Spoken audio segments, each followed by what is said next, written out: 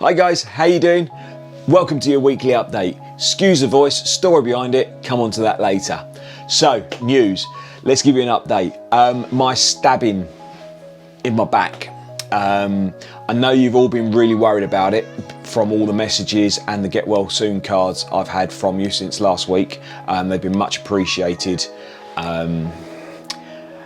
if I got any.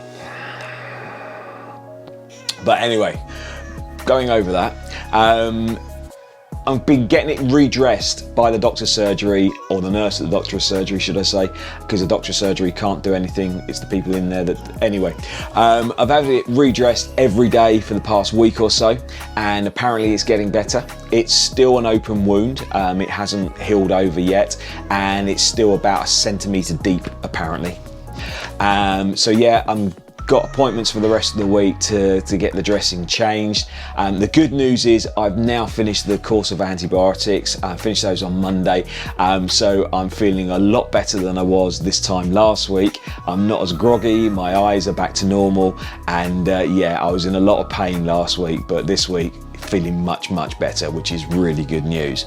However, what it does mean, because I've still got the open wound in my back, I may not still be able to do a cycling class for Monday. I know. 2 weeks I haven't been able to do anything. I haven't been on my bike, I haven't exercised, I haven't done anything for 2 weeks. And between you and me, I'm getting the hump with it.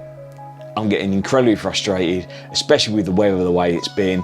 All I want to do is go out on my bike, teach a class, whatever the case may be, and just do something. So all being well, I may be able to do it on Monday. If I can't, I've got something different planned for you. I'm not going to do another mental illness episode on Monday, because the last one was pretty hefty. It was quite a long one, so I think everyone needs a little bit of a break. So I'm going to do something completely opposite to that. So yeah, watch out for that. Hopefully I'll have the class for you. If not, something a little bit different. In other news, I've been to Cambridge again this week, today in fact, and picked up Margaret. She's had a lot of work done to her, and boy, can you tell the difference. What a car. I was smiling from ear to ear for the whole journey back home. It's great to have her back, and yeah, hopefully this weather carries on and we'll be able to get out and enjoy her. And yeah, just keep smiling as we're driving, so that's really good news. I'm going to have a little bit of a moan now, a rant, so to speak. That sounds like a good idea for a new series. Anyway, human beings are meant to be the most intelligent species on the planet, allegedly, okay? So why is it such a challenge to put a bit of material over your face and keep it on? Yes, I'm talking about masks.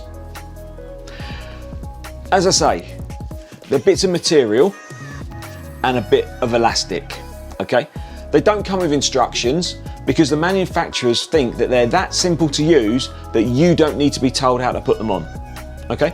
Let me demonstrate. The little bit of material covers your nose and your mouth, and you tuck the elastic bit around your ear rolls. How hard is that? I didn't need a mirror. I didn't need to practice. I just put it on. And this is a mask. And I'm now protecting you. And I'm also, if you're wearing one, protecting myself. That's the whole idea.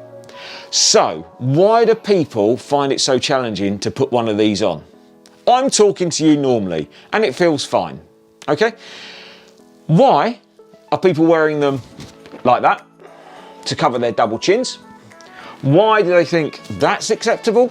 Well, I'm not talking. When I'm talking, I'm covering my mouth. That's good, right? No, because you're still breathing out your nose. And if you sneeze, what comes out your nose? Do you know how fast it comes out? Miles and hundreds of miles an hour. That is the only acceptable method of wearing a mask. Now, you should be doing this when you're in a shop. Doesn't matter what shop you're in. You should be doing this, covering your mouth and your nose like so.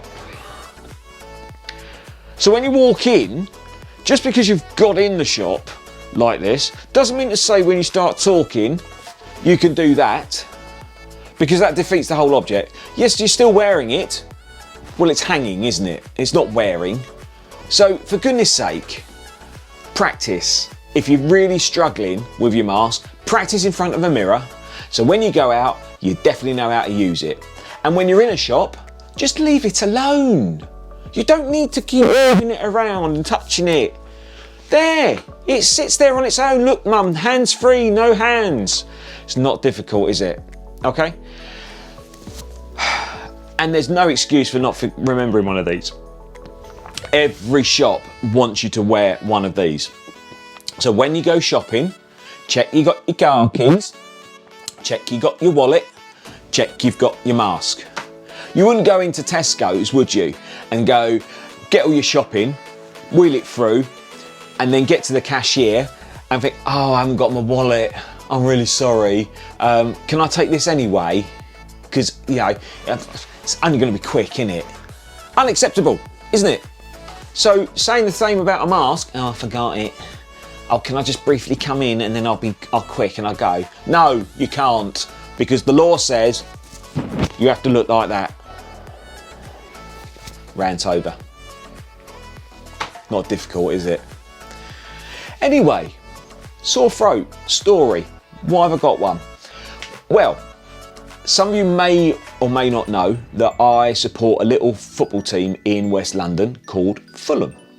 And last night they had a rather big game against their local rivals, Brentford.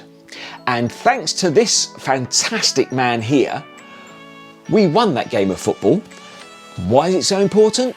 Well, it was a championship playoff, which meant the winner was promoted to the Premier League, which is the biggest division in English football, some say the world. And we won because of him.